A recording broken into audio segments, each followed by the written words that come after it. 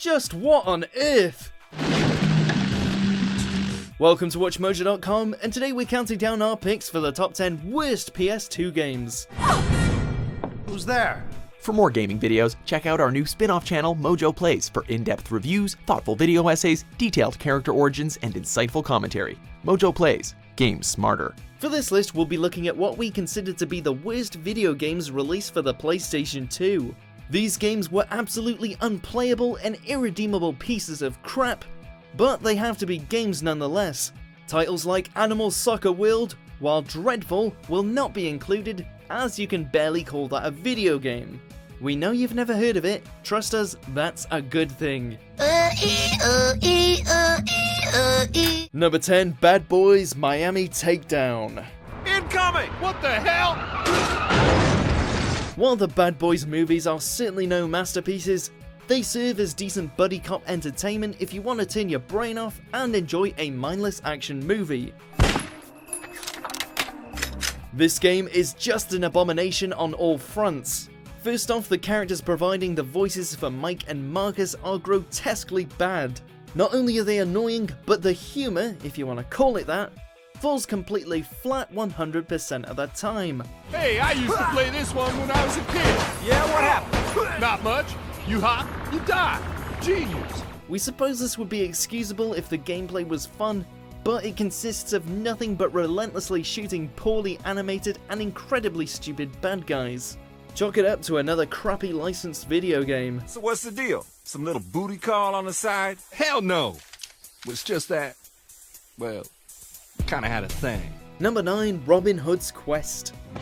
Oops, this is the wrong side. By 2007, the PlayStation 2 was on its last legs, so you'd think that it would want to go out with a bang. This was not a bang, it wasn't even a whimper. Robin Hood's Quest is probably one of the worst games you've never played, and be thankful for that. The sheriff's men took my quarterstaff. Please get it back. This was 2007, when the graphics were really beginning to amp up, yet this game looked like it came straight from the N64.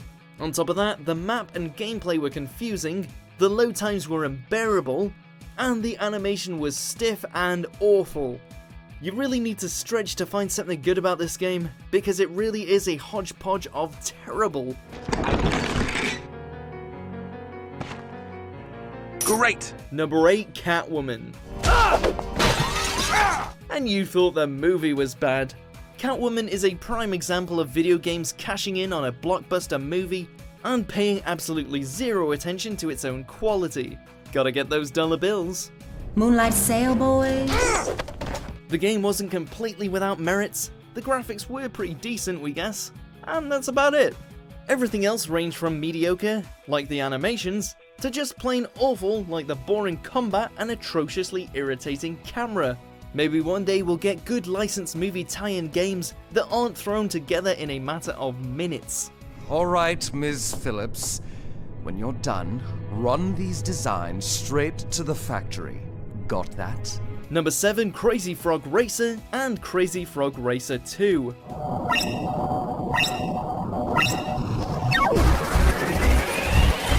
Okay, seriously, whose damn idea was it to create a video game based on the Crazy Frog character? These games are nothing but an attempt to squeeze money out of the highly annoying craze that was Crazy Frog, as the games themselves are next to worthless. The graphics were fine, we suppose, but aside from that, they have no redeeming qualities whatsoever. They're just as annoying as you'd expect, and the actual racing gameplay is both frustrating and boring, as the tracks are confusing and the power-ups are lame. We guess it's alright for kids, but everyone else need not apply. Number 6, Fugitive Hunter War on Terror. In this game, you must control a CIFR agent who must hunt down and capture Osama bin Laden. And when you do, you get into a poorly animated fist fight with him. It's our time! Yep, that's all you need to know regarding this stupid game. The problem with ridiculous games like this is that they take themselves too seriously, yet the mechanics, graphics, and gameplay are so stupid that anyone who plays this mess would collapse in bouts of laughter. This is clearly a low-budget effort from a studio that didn't seem to care, and what resulted was an extremely poor and unintentionally hilarious experience. Too slow. Number 5, The Simpsons Skateboarding. I'm the greatest of all time. We can only imagine the executives. Okay guys, let's see here. The Simpsons is popular. Those Tony Hawk games seem to be good with the kids right now. I know, Simpsons Skateboarding.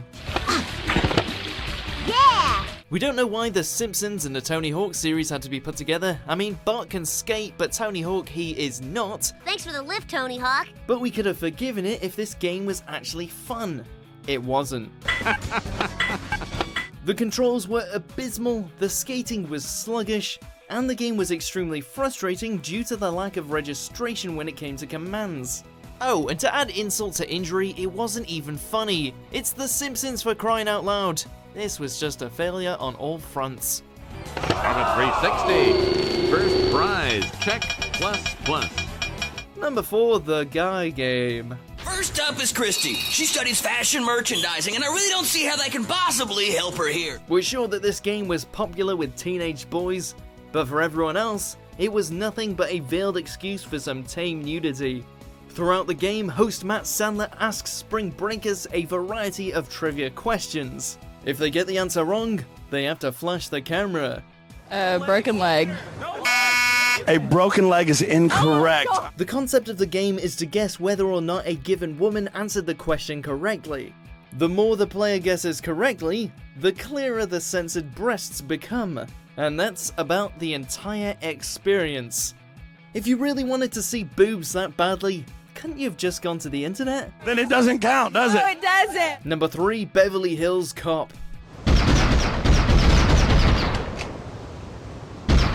There's nothing quite like making a video game based on a 20-year-old movie to get the kids excited. This game about an American cop in an American setting was released exclusively in the European market, which was sheer luck for all you North American players out there.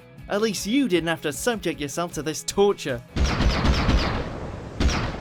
The game, like pretty much every other licensed game before it, was completely asinine in every conceivable way, from the terribly outdated graphics to the nonsensical and glitchy gameplay. We wouldn't be surprised if this game was 20 years old as well.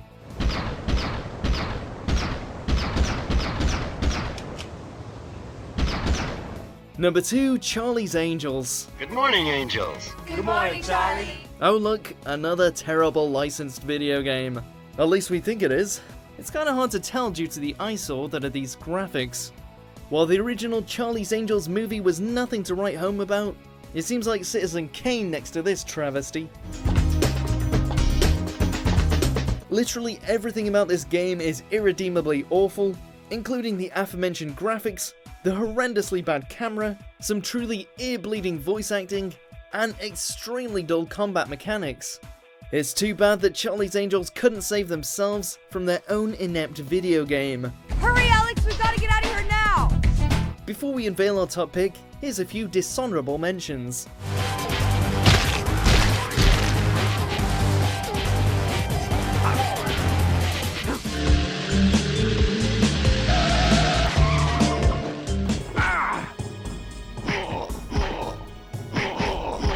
Number 1, Little Britain the video game. We don't know how this game was given the final go-ahead, but to see the finished product on the market is completely baffling. The gameplay revolves around partaking in several mini-games and interacting with various characters from the titular sketch show. We don't want your sort round here. There's Hazeldine on the cover. Even for fans of the show, this game is horrendously bad. The sketches are painfully unfunny, and the game itself, if you can even call it that, is a total mess. It makes everything else on this list seem like the Ocarina of Time. Everyone should play Little Britain at least once in their lives, just to see how low video games can go. What you looking at, pervert? Do you agree with our picks? Check out these other great clips from WatchMojo and subscribe for new videos every day.